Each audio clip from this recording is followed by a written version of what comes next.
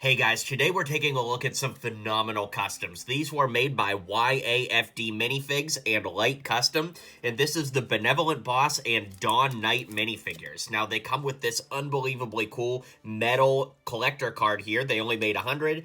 Comes in this cool little envelope here that's a thank you, so that is super amazing.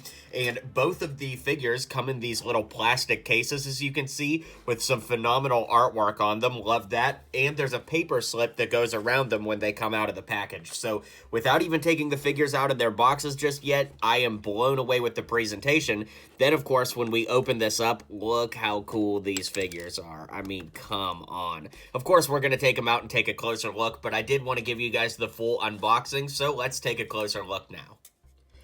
So here's both figures actually taken out of the package, and needless to say, these are phenomenal. You've got so much detail here. I love the back printing on everything, and we're going to take a look at each figure individually, but I did want to present them out of the box together because I'm blown away.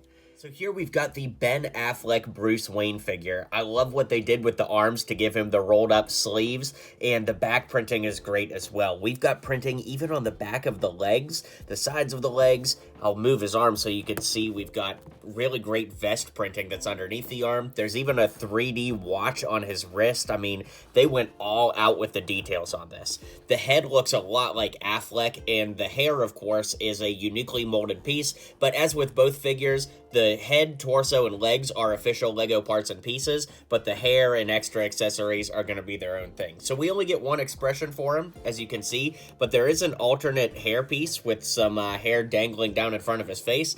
I don't really know that that was entirely necessary. I mean, it does look good, but yeah, I just don't know if that's entirely needed or necessary.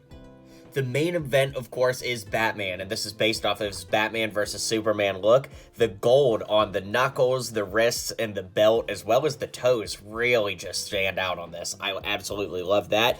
You can see he's got a uniquely molded head and cape piece, a cowl and cape piece, which lifts right off, and then you can see the back, and I love that all of the printing goes all the way around the hips, the back of the legs. I mean, it is really just incredible all around. Now, the head, you can see it's got a mark right there. I assume that that's supposed to be on there. It looks a little bit weird in my opinion, the mark right there on the head, but I don't know if that's supposed to be like a black and blue mark or something, but it definitely does feel a little bit out of place. That being said, it is completely covered up by the time that the cowl and cape go on, but it is a bit odd. There's also an alternative head with gritted teeth, which of course you could put on there and see he's got a little bit more of an angry face. But because both heads only have one side, I really don't know why they didn't just print, you know, the alternate face on the other side of the head, because you certainly wouldn't see it by the time that the headpiece goes on, so I'm not really sure about that. But moving down to the arms, look at all of the detail that's printed in here. You've got all of the lacing on the torso, and it just looks so great the closer you look at it. The gauntlets are actually added on pieces, so they're kind of like 3D in nature, and I love that there's printing on the hands too, like the knuckles and all that. As we move down, of course, there's great printing on the belt and the legs.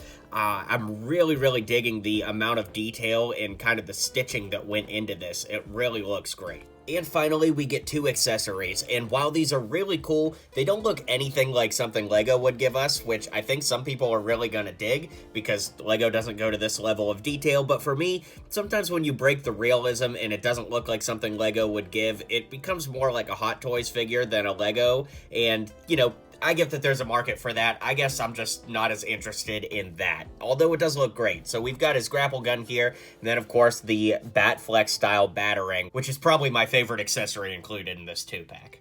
Alright guys, so once again, a big thank you to Light Custom and YAFD Minifigs. This is super awesome to be able to review these. I'd love to hear what you guys think in the comments down below, so be sure to hit like and subscribe, and I'll catch you guys on the next video. Well, you made it to the end of the video. Thanks for hanging out with me today, and don't forget to hit like and subscribe, and maybe check out one of my other videos listed here.